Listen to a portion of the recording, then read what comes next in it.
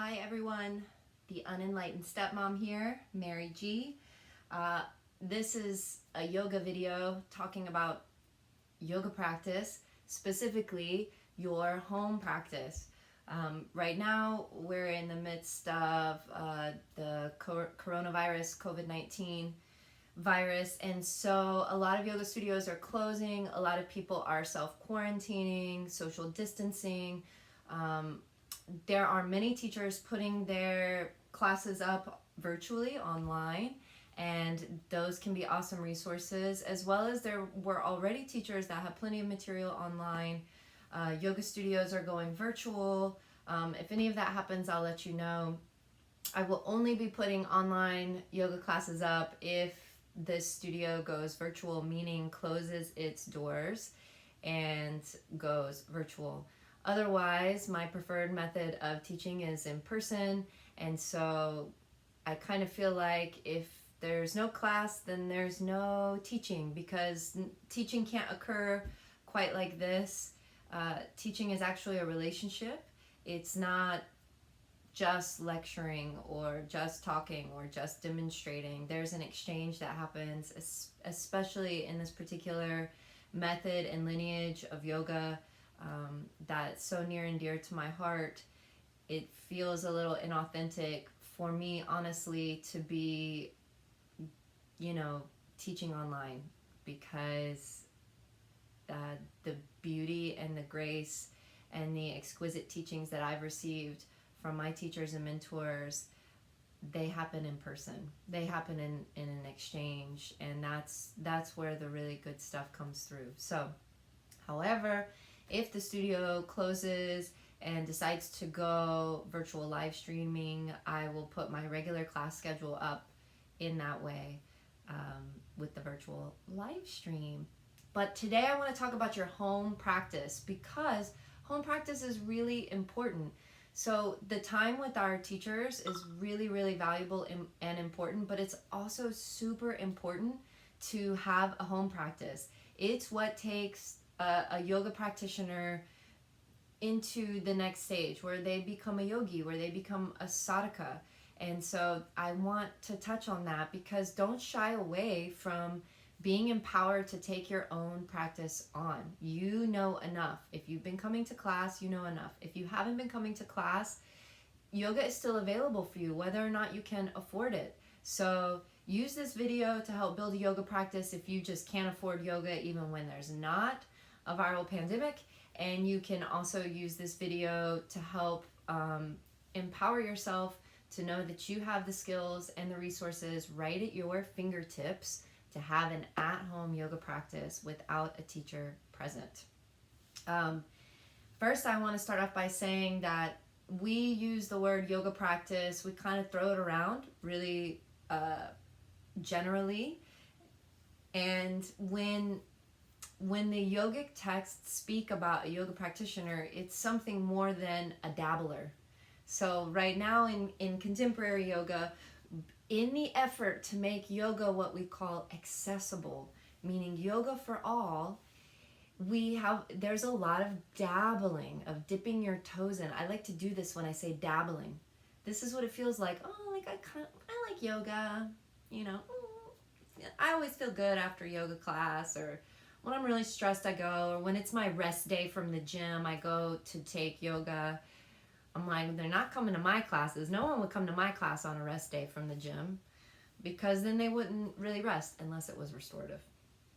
But it's a different type of rest that you get when the yoga practice is really good. It's a type of rest that lasts. It teaches us that we can live in a restful way, meaning that life doesn't have to always be a yo-yo between stress and rest, stress and rest. And also that rest does not equal sleep. Sleep is its own thing and it's essential. You gotta sleep. Being restful is something else. And the yoga teachings tell us that we can have a sense of ease, a sense of rest all the time, no matter what. And this is why yoga is becoming more and more popular, because researchers, scientists, what people like to call experts, are finally saying, hey, there's something to this. People are stronger mentally, their immune systems are stronger, their stress is less when they're doing these types of things on a regular basis. And yes, that's true. That is the magic of yoga, that we have the opportunity to experience that life. You can have action in life. You can do the things that you need to do, take care of your family, feed them, clean your home, do whatever type of work is necessary to have a home, to build a home, and also have a deep sense of rest within your heart at all times. So yoga is powerful, and this is why dabbling still has benefits. And if you're thinking about becoming more than a dabbler, you will not regret it. It will be a wonderful thing. Dabbling, you still get the benefits of the yoga practice, but having a home practice is going to take someone from a dabbler into a yogi, a real yogic sadhaka. So the word sadhana is what we typically use to mean practitioner, or the one who practices yoga is a sadhaka, and their practice is the sadhana. You could call this sadhana a consistent spiritual practice. And there is a book about yoga. It's a collection of what we call aphorisms, short verses. It's called the Yoga Sutras of Patanjali, or the Yoga Sutra of Patanjali. And it's about 195 or 196 sutras, or short verses. Depending on the one you get, the translation or commentary you get will determine if there's 195 or 196. It's divided into 4 chapters, and it's right now the most agreed upon guidebook of yoga. And we could say of yoga philosophy, but really it has the pedagogy of yoga, how to teach yoga. It starts with an aphorism that says, now the teachings of yoga begin, or the exposition of yoga begins. So it has a sense of pedagogy in it. How does one teach yoga? How does one practice yoga? And it's laid out very methodically, said to have been compiled and organized by Master Patanjali, who some people say this figure is a mythological figure. Others say it was a real being. Some people say it was a man. Some people say it was an avatar of the divine. So what we do know is this name Patanjali refers to a great master of yoga. And this particular book will give a nice groundwork, a foundation for the philosophy of yoga, and the fact that it's more of a psychology. This book is really on the psychology of yoga, and points out why yoga is a science. It's a psychological science. It's the study of the mind, and it shows how to study the mind. So there's many different ways to study the mind, but yoga is the Vedic science of studying the mind, and it's really great. The Patanjali's Yoga Sutra is really great, and you'll learn a lot in there. And in the 2nd chapter, he's devoted the entire chapter to sadhana, to the practice. How can I practice yoga? How do I take the study of my mind? How do I create serenity of mind in a practical way? Because let's just be honest, I go to work, I've got kids, I cook, I clean, I'm living a life. I'm not sitting in a cave and meditating all day. So Patanjali was very generous and very compassionate, and helped created these guidelines for us to have something, and it stood the test of time. I mean, I'm not a scholar by any means, but I've seen some people say that the sutras are 5,000 years old. Other people say they're 1,500 years old. But either way, that's a long time ago, like long before me, and we still use it today, every day. Yoga teachers use it, yoga practitioners use it. So it's still very relevant many, many years later, whenever it came into being. I'm not going to pretend like I was there and that I know for sure.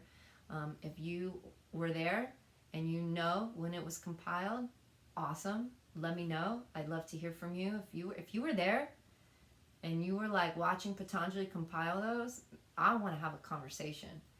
we'll get together on one of these online platforms, Zoom or something like that, and I want to hear from you. And maybe you're a scholar, maybe you've studied a lot. I'm not a scholar, and so I can't say when it actually happened.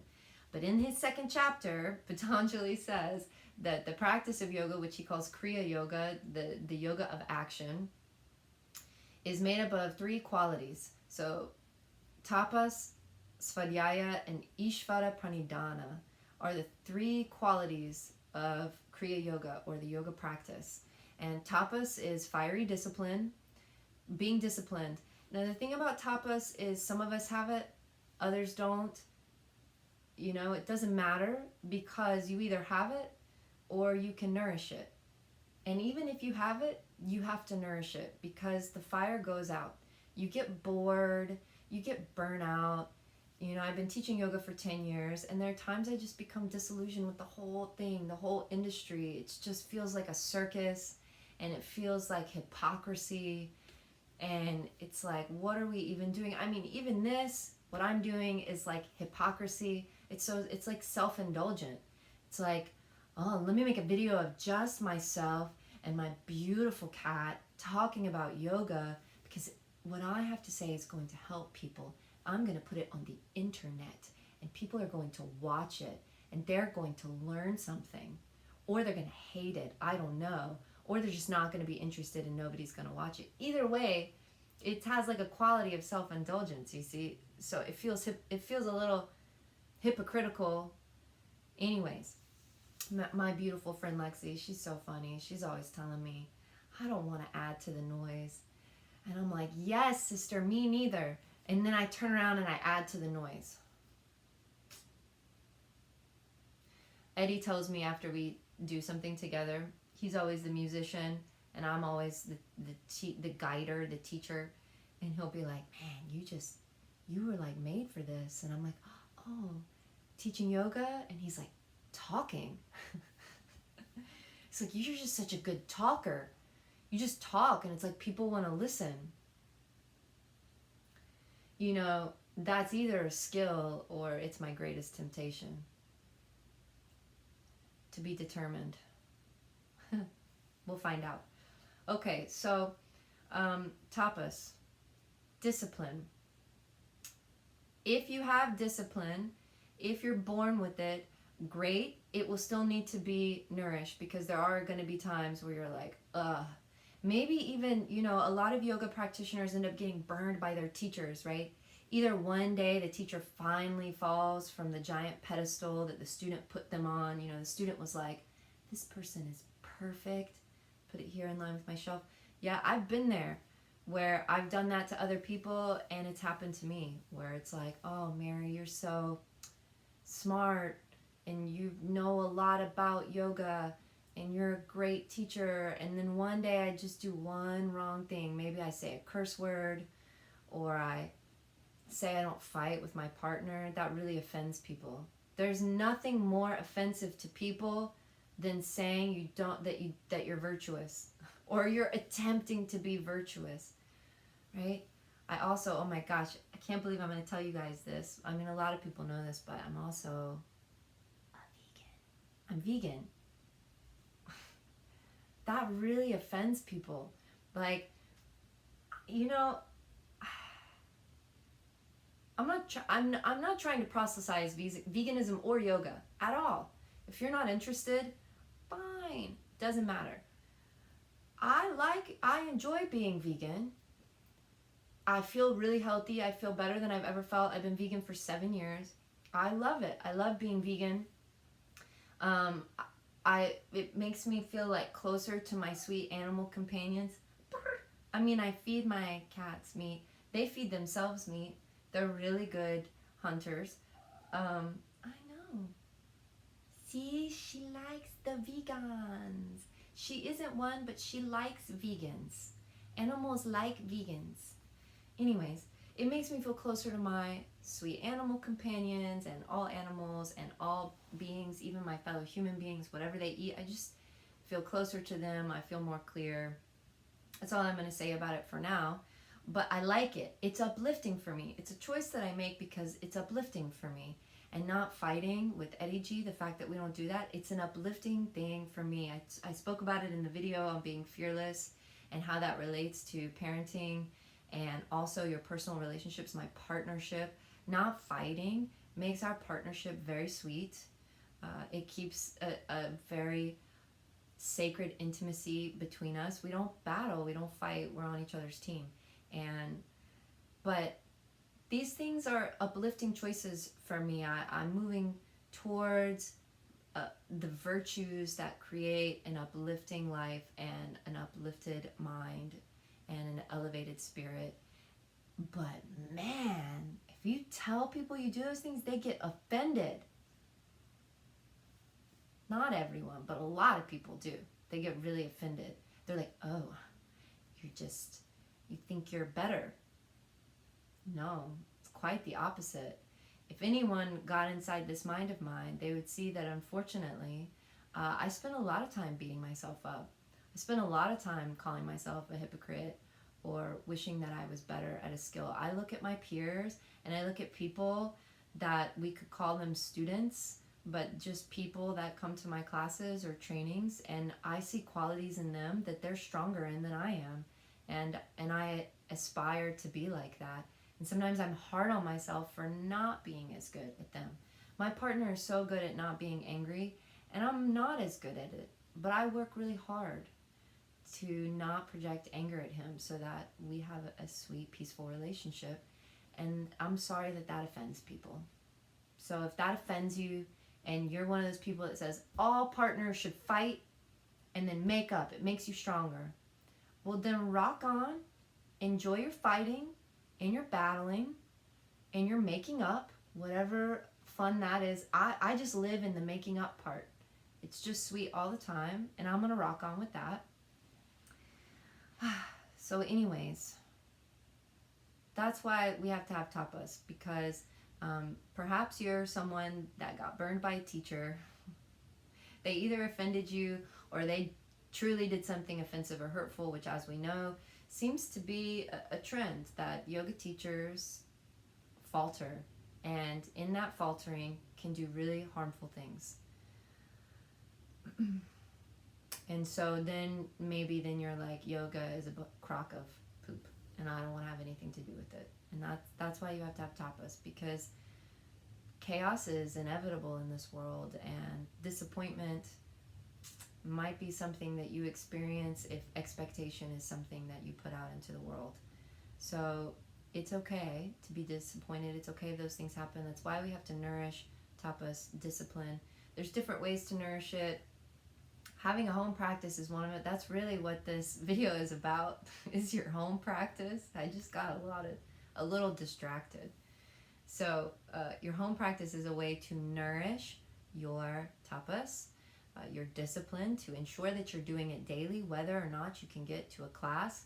When you have a daily practice, you're building and cultivating and nourishing your tapas. Just show up. Whether that's sitting and meditating. I mean, this room that I'm filming in is the room that I practice yoga in, and I just have to get in here and I just sit on the floor. And even on the days that I'm like, I don't want to practice today, or I'm tired, or whatever, I'm spiraling into self-pity and I want to stay there, right? If that's happening, I just come in here and I sit on the floor. Maybe this happens. This is her favorite room too. I like to think it's her favorite room because it's where I spend a lot of time. But it also has a really nice window with it's on a second floor, and so she's got a really good view of our trees and all the birds, and she likes to sit on my desk and talk to the birds. And then I'm here for her to climb into my lap if I'm meditating, or sometimes she climbs onto my lap even when I'm practicing yoga. If I'm doing seated postures or back extensions where it's easy for her to climb on, she will. When she was a kitten, she would do it anytime. I'd be like in a standing posture and she would use her little dagger nails and climb up my legs. I have a video somewhere of me doing sun salutations, and she's circling my body. She'll like jump on my back, climb up my back, go down to my head, walk underneath me, and do it all over again as I move through the sun salutations. really cute. She was just a little bebe then. Yes.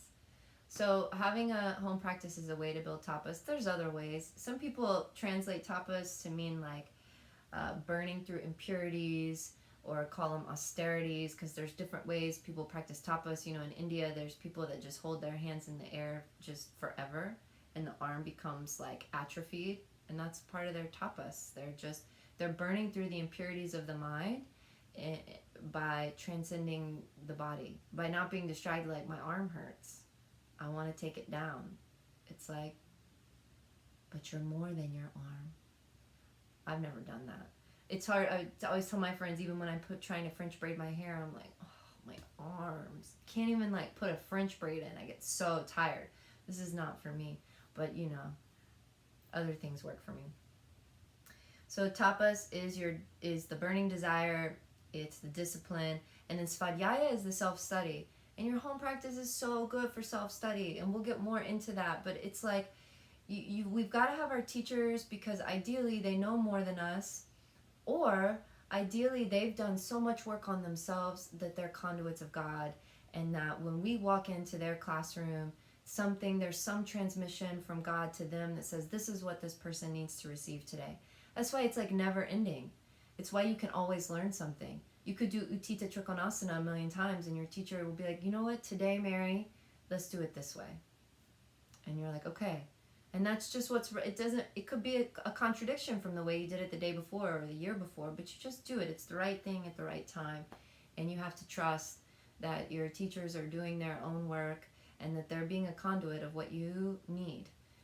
And sometimes it feels like what you need, and other times it doesn't, because sometimes what we need is hard for us to receive. So when you're going to a teacher regularly, take time, be patient, let the relationship develop and build, and there needs to be trust. And if you don't trust them, you either need to learn how to trust, or there's a reason you don't trust them, and perhaps you find another teacher. But then when you have your home practice, you can really start to develop inquiry. And you take home whatever you remember and you work with it. And it's a beautiful thing. So you need to have a home practice. And then you are also, the third part of this Kriya Yoga from Patanjali is the Ishvara Pranidhana. And that's surrender to God, or self-surrender to God, or surrendering the ego identity to God identity. So it's like, you know, it's not all about you or me. It's not all about me. And that's got to be there in your home practice. And, you know, even though we do the home practice to feel better, we even have to let that go, because sometimes we don't feel better. Sometimes we hurt ourselves. You know, Mr. Iyengar would say, it's not the asana that hurts you, it's the individual that hurts themselves. So sometimes we get hurt. Sometimes we just do things and we didn't really want to do them. And we're like, I really wanted to lay down during this class, and that teacher made me stand up. And then we're agitated. Well, you got to work with that agitation. So if you only come to yoga to feel good, get ready. There's going to come a time where it doesn't feel good, and you have to do something that you're telling yourself, this doesn't feel good, this doesn't feel good, this doesn't feel good. And that's when we got to give it to God. God will tell you when to back off and when to move forward. And the yoga practice wants you to develop that personal relationship, that direct experience. Every day we have to be nourishing that. That's a big part for the yoga practitioner. In the video on fearlessness, we talked about being able to know your own intelligence. Well, one way to really listen to yourself is to practice it and nourish it. You have to do it every day. You've got to get out of the noise, and you've got to give it up. Give up the ego, give up the I-ness, give that up, and let divinity move through you. Okay, so how do I have a home practice? How do you develop a home practice? One thing that I think is helpful is have resources. There's different ways to do that. There's free resources online.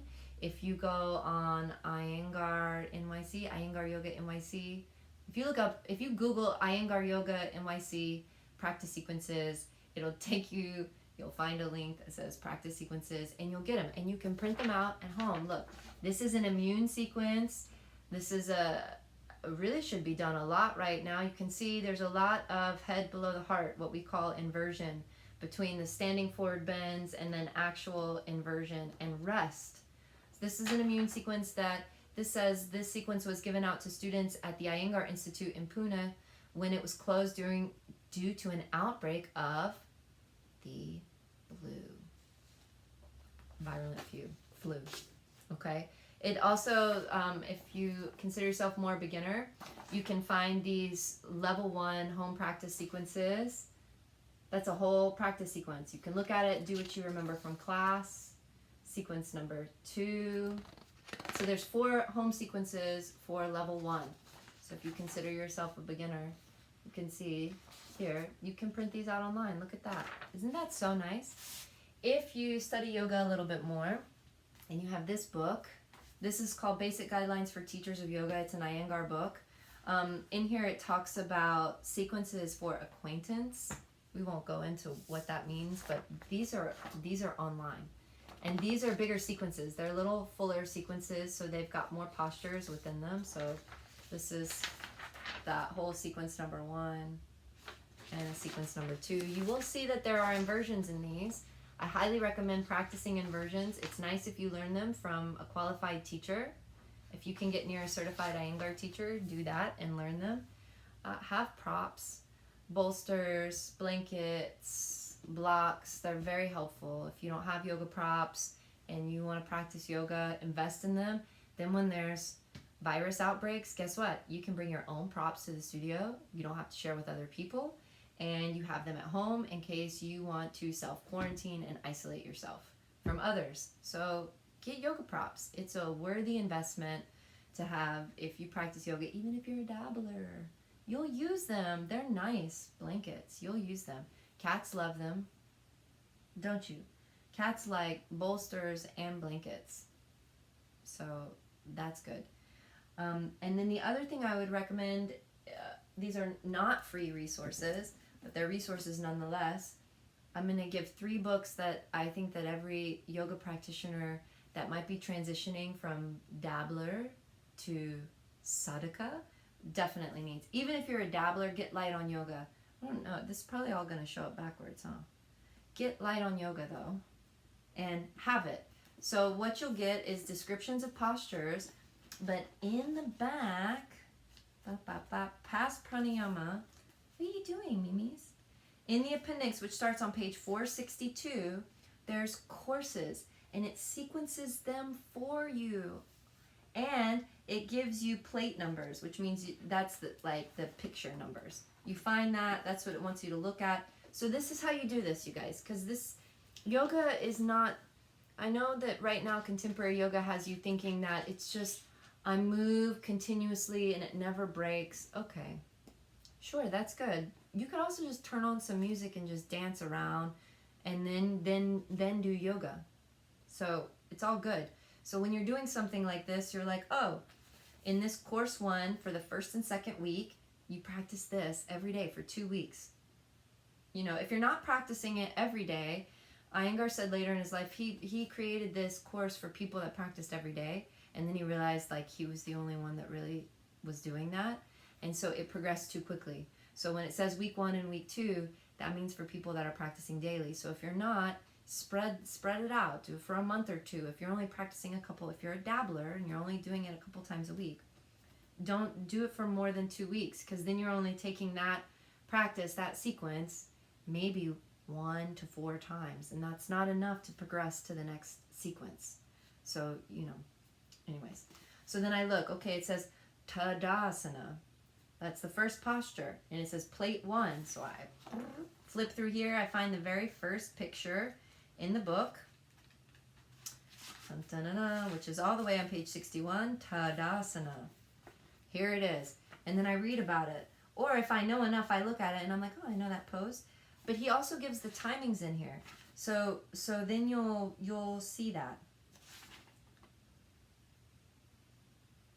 Okay, so he'll say how long to stand in it, maybe how many breaths. Sometimes it's longer than you would think, you know. He'll say things that are, stay the same length of time on both sides. Yeah, stay for a few seconds in the pose, breathing deeply. For Vrikshasana, tree pose. Yeah, so it's in there. And a lot of times they'll go in order. So look, Tadasana, Vrikshasana, and Utthita Trikonasana, they're in order in here. So as I flip back and forth, I do this next, I turn the page, I do that next, okay? And that's how you can do it. And then when questions arise, maybe have a little asana journal and write your questions for the next time you're with your teacher. You can ask them, or maybe you schedule a private, or maybe you're in a training, and the answers will just come in the training. They'll be answered. You'll be looking for the answers because you did svadhyaya. You went home, you practiced yoga, now you have questions. Then you go in and you go, oh my gosh, she gave the answer. And it might be something that your yoga teacher says all the time. You weren't ready to hear it yet, but now that you've done the work at home, you're ready to hear, you hear the instruction, and you get the answer to the question. So a lot of times, if you're really patient, which patience is a good virtue for a yoga practitioner, keep your questions, but I bet they'll be answered over time. If you stick with your teacher and they're a good, highly qualified teacher, the questions that you have will be answered just through instruction and patience. If it's just not getting answered after a few months, then ask the question and see. And if they don't know the answer, they'll get it for you, or they'll refer you to someone who can get it to you. So Light on Yoga has a full course back here that could last you years, honestly. So have Light on Yoga. All female practitioners should have Yoga Gem for Women. Same thing in here. She's got courses and the plates that correspond to the courses. It also talks about the benefits for a woman and etc. I'm finishing up a women's course that I've been leading. It's been amazing. It's one of my favorite topics to talk about the yoga practice in women, and maybe I'll do some videos on that because I think it's really important to understand that your precision and alignment in the postures will affect your body and your cycles, your menstrual cycles, your transition into menopause. It will affect your bladder and your uterus. There are things that help the health, the toning, the strength of the uterus and the bladder, and there are things that don't. So yeah, awesome. And then the other book that I would recommend for your home practice is the Preliminary Course. Now this one also, see all these books, this is why I'm recommending them. All of these have courses, study of courses. And it goes through and it says in the first week, the postures that you should do. In the second week, the postures that you should do. In the third week, the postures that you should do. And it's got the description of the postures with pictures, explanations, details. This one is called a preliminary course, and it's going to give you more like basic instruction. So if you're a dabbler, this is certainly a book that you want. This is a great book for beginners and for people that are dabbling. As far as I know, you can only get this on the INAUS website, the Iyengar Yoga National Association of the United States, something like that. Yes, and it's like $20 plus shipping. And so the preliminary course is really good. If you're a more experienced practitioner, you can also get the intermediate course, and it goes into more intermediate postures and pranayama. So those are the book. I think that you guys should have these. Light on Yoga by BKS Iyengar, Yoga Gym for Women by Geeta Iyengar, the preliminary and maybe even intermediate course by Geeta Iyengar. These are going to be crucial for your home practice. And then you read the posture, you do the posture. Read it again, do it again, then go to the next posture. And follow the courses that are on there. And if you're new, you're going to stick to the preliminary courses. And if you're more experienced, go to where you're like, oh, these postures are familiar to me. Start there. Don't go to like, oh, I've never done that. Wait, start where the sequence looks familiar, and then you can start to go to other ones.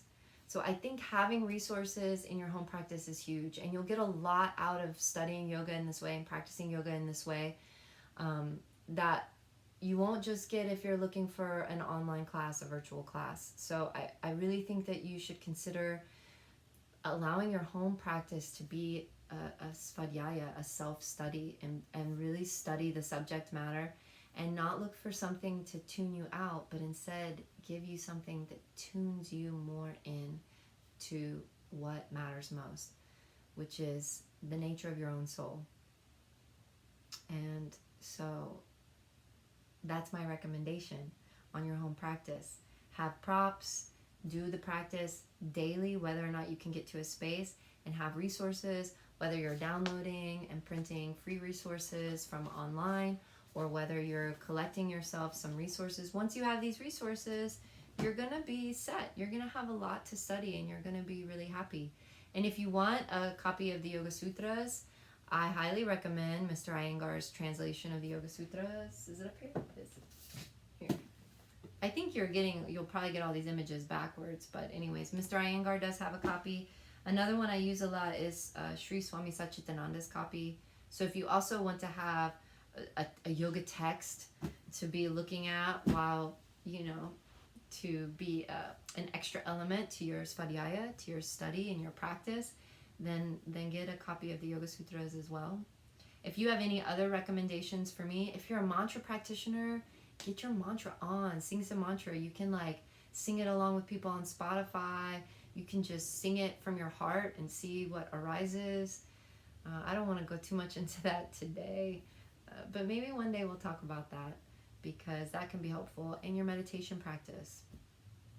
Quiet meditation practice. Whether you use an aid, meaning a listening source, whether you're playing something or whether you're just quiet and focusing on the breath and focusing on your posture, your seat, that can be really helpful right now. So if you have any questions about these resources, or you have any other questions about how to use the home practice, how to use the study guides to practice, then let me know. And I hope that this information is helpful for you. As always, anything that's helpful for you or has resonated with you is coming through me via my beautiful teachers and mentors, and anything that did not resonate for you, that you didn't like, is coming from me. And know that I am growing and developing, and I appreciate your patience and your understanding. So if you also are a parent at home, I understand time is short. Do your home practice as best you can. Squeeze in just one posture here and there. And I look forward to seeing you guys soon here at the Unenlightened Stepmom. Have a great day, guys. Bye.